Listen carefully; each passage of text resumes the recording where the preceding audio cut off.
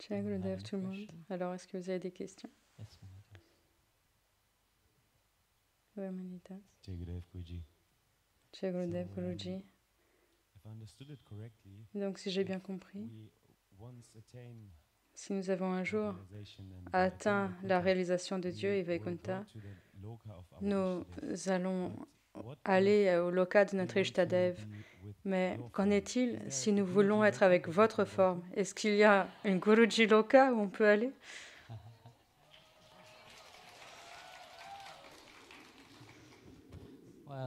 Eh bien,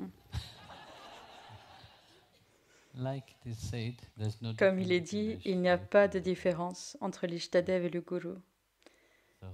Alors, reconnaissez-le lorsque vous êtes encore en vie, vous savez. Alors, n'attendez pas de mourir pour en arriver à ce point-là. Donc, vous voyez, une chose, c'est que tout le monde veut atteindre un endroit une fois qu'ils sont morts, non? Quand vous mourrez, vous voulez arriver à Vaikuntha. Quand vous mourrez, vous voulez arriver à Goloka.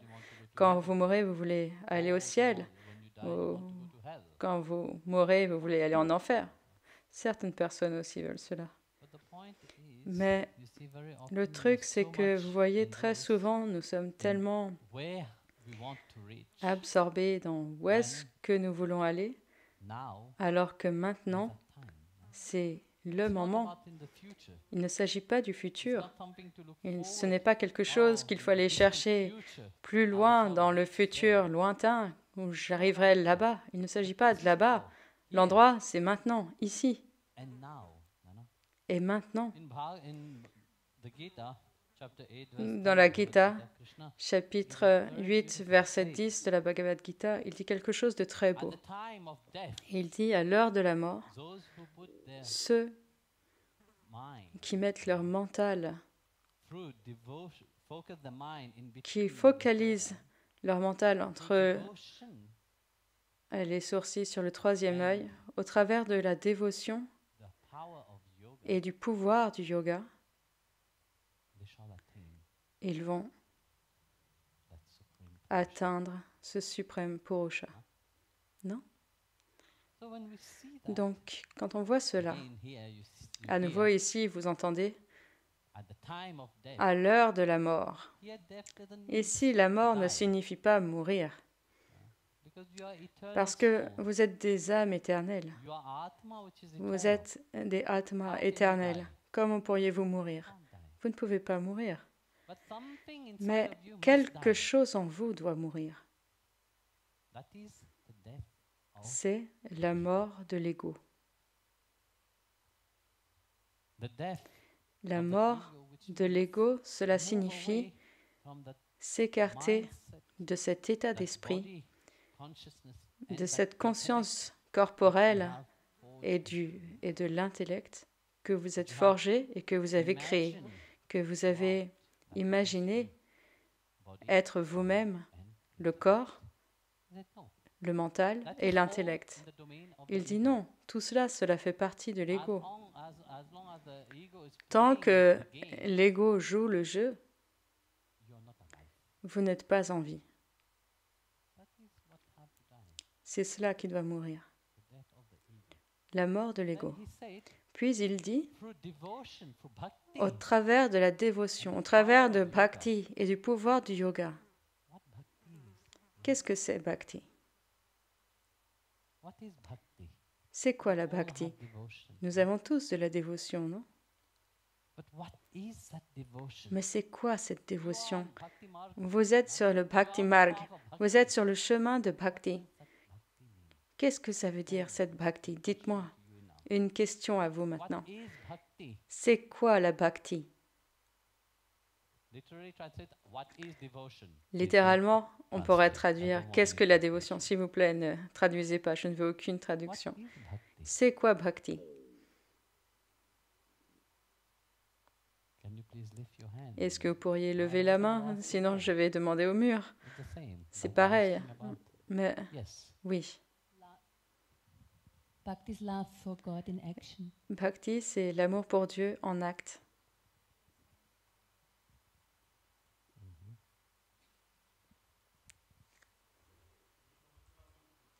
D'être le serviteur de Dieu. Serviteur de Dieu. Pardon, qui a dit ça? Ça vous fait mal à la main? Levez la main. Un focus constant sur Dieu. Vous voyez, Bhakti a de nombreuses significations. Je ne dis pas que vos significations sont fausses. Non, tout ça, c'est de la Bhakti. Mais dans cette phrase, Bhakti a une tonalité différente. Cette tonalité, lorsqu'il a dit « ils atteignent ce suprême », cela signifie l'amoureux et l'aimé fusionnent. C'est cette union entre l'amoureux et le bien-aimé, ce qui signifie que la joie et le bonheur de l'être aimé deviennent la joie et le bonheur de celui qui l'aime. C'est cela, Bhakti. Quand il ne s'agit pas de simplement vénérer à l'extérieur, mais cette vénération constante qui vient du cœur. Une vénération constante, cela veut dire s'absorber constamment dans le souvenir du bien-aimé, à tout moment. Pas seulement quand vous êtes assis au temple ou lorsque vous faites des choses spirituelles, religieuses. Non, de temps en temps, mais de toujours être dans le souvenir de votre bien-aimé. C'est cela la Bhakti. Dans cette phrase, lorsque Bhagavan parle de la Bhakti, il a dit « À l'heure où l'ego meurt, la dévotion doit être là. Sans la Bhakti, on ne peut pas savoir. Sans cette Bhakti, cette fusion ne peut pas se produire. Cette joie et ce bonheur, l'amoureux ne pourra jamais la connaître. Tant que l'on reste dans l'état de l'extérieur, vous ne saurez jamais. Il faut oser rentrer dans le domaine du bien-aimé. Et c'est cela, la Bhakti. Et comment est-ce que vous atteindrez cette Bhakti? C'est au moyen du pouvoir du yoga. Ici, je ne parle pas de prendre votre jambe et de le mettre sur votre tête. Cela ne vous mènera nulle part. Il s'agit du contrôle des sens, du contrôle des organes des sens, du contrôle du prana lui-même, du contrôle de votre respiration. Utilisez les 5 éléments de la respiration, prana, apana, vyana, udana, qui signifie le contrôle de tous les sens. Donc, ces 5 pranas, contrôlant les 5 sens, contrôlant tout votre être, c'est cela qui vous mènera à cet état. Il dit oui, tout le monde peut atteindre cela. Et vous n'avez pas besoin de mourir pour atteindre cela. Vous n'avez pas besoin de mourir pour aller au loka de votre bien-aimé, et vous n'avez pas besoin de mourir pour être dans ce loka, ce royaume du bien-aimé. Le bien-aimé est toujours avec vous. Il n'y a pas un seul instant où le bien-aimé n'est pas avec vous. C'est juste que votre mental est déconnecté de ce bien-aimé. Vous ne vous êtes pas encore vu vous-même comme l'amoureux. Vous vous voyez comme, oui, je fais juste mon service dévotionnel à l'extérieur, mais néanmoins, vous ne vous êtes pas encore vu comme un amoureux pour le bien-aimé. Tout le monde va dire, oui, j'aime Dieu. Non? Est-ce que le bien-aimé s'est montré à vous? Est-ce que ce bien-aimé s'est révélé à vous? Oui, il l'a fait. Il s'est révélé dans sa présence à l'intérieur de votre cœur. Il a révélé sa présence tout autour de vous. Mais malgré tout, vous êtes resté aveugle à le reconnaître parce que vous le cherchiez ailleurs, alors que tous les jours, il se révèle à vous. Où était votre mental? Vous attendez un paradis fictionnel, quelque part là-bas, et vous ne pouvez pas même apprécier ce bien-aimé dans cette vie elle-même. Et malgré tout, vous pensez que vous allez aller là-bas quand vous mourrez parce qu'il vous attend patiemment. Qu'est-ce qu'ils veulent faire avec vous? Dans cette vie, vous ne pouviez pas construire votre relation avec le bien-aimé. Vous n'êtes pas devenu l'amoureux de ce bien-aimé. Et néanmoins, vous vous attendez à ce que ce bien-aimé dise oui. Je t'attendais impatiemment que tu meurs. Alors pourquoi attendre? Mourrez tout de suite.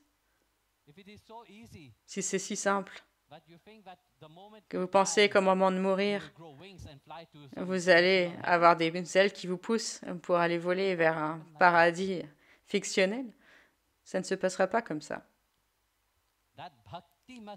Cette bhakti doit être là, cette dévotion doit être là à l'intérieur de vous. Ce mental doit être complètement absorbé en lui. Comme je le vous rappelle tout le temps, tant de fois, c'est si beau qu'il ait donné son nom. Vous pensez que c'est juste beau de mettre votre main dans un sac et de réciter comme ça, hein? C'est la mode? Non. C'est une absorption du mental dans ce suprême, parce que ce nom divin, il transporte une certaine vibration qui élève votre conscience, qui élève, qui vous élève au-delà de votre mental, de votre corps et de votre intellect, qui vous élève au-dessus de cette identité que vous avez cru être en la créant. C'est ça le pouvoir et le secret du nom.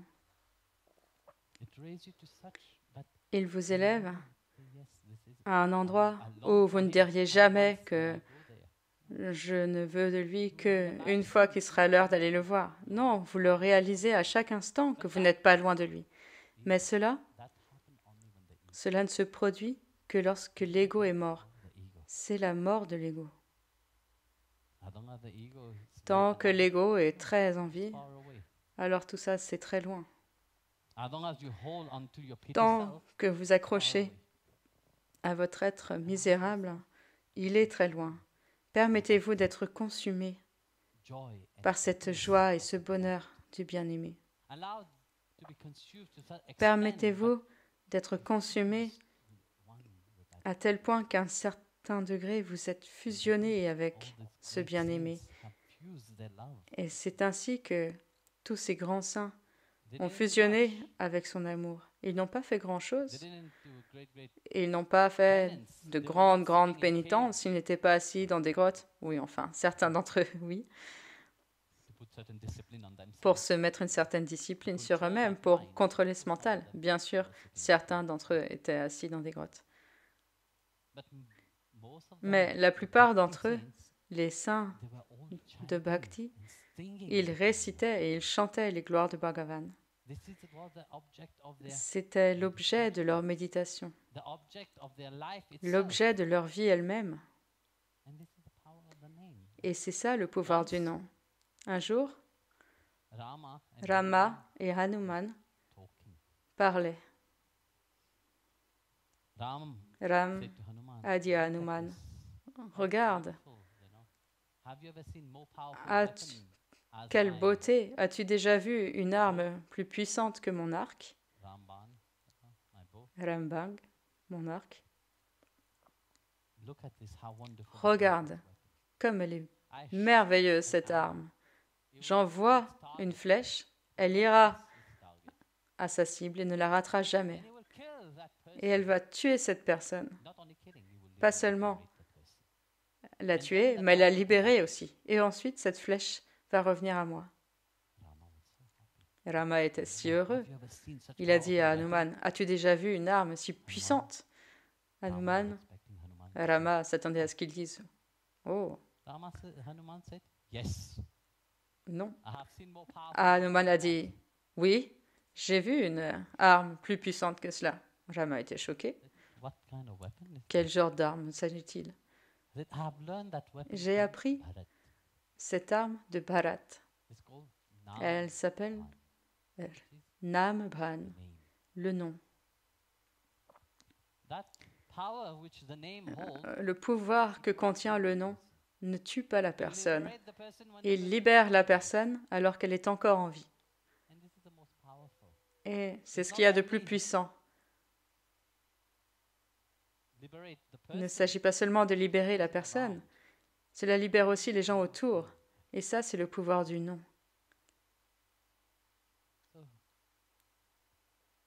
Alors, si vous voulez que votre ego meure, il faut que vous appreniez à construire cette bhakti.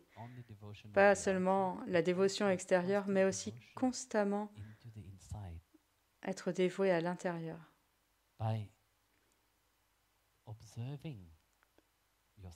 En vous observant à l'intérieur, en observant votre respiration.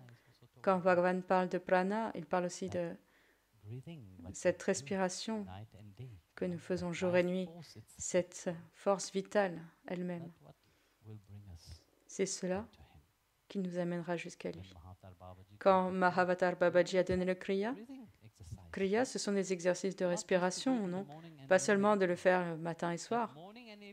C'est matin et soir, dans la pratique, c'est un rappel constant de cette vie vitale, cette énergie vitale à l'intérieur de nous.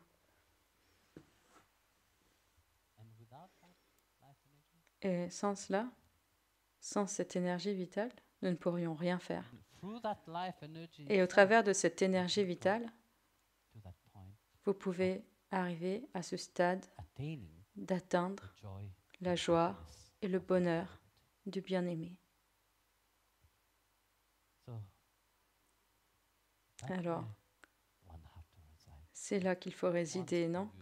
Pas une fois que vous aurez disparu d'ici. Non, maintenant. Hier, je disais, vous devez devenir des saints, non?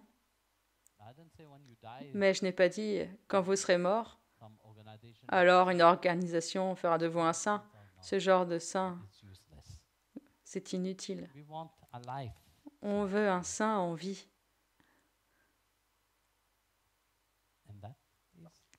Et ça, c'est ce que chacun de vous doit atteindre cet amour et cette dévotion, cette joie, ce bonheur du bien-aimé à l'intérieur de vous. Jai Gurudev.